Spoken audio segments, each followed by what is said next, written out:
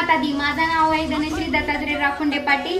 मी आज तुम्हाला नवरात्रीचे 9 देवींचे महत्त्व सांगणार आहे. तर पहिल्या देवींचे नाव आहे शैलपुत्री माता. या देवींची उपासना केल्यावर धन धान्याची प्राप्ती होतच राहते. तर दुसऱ्या देवींचे नाव आहे ब्रह्मचारिणी माता. या देवींची उपासना केल्यावर अनंत कोटीचा लाभ होतो, लाभच होतो. तिसऱ्या देवींचे नाव आहे चंद्रघंटा देवी. या देवींची उपासना केल्यावर त्याग वैराग्याची भावना येतेच.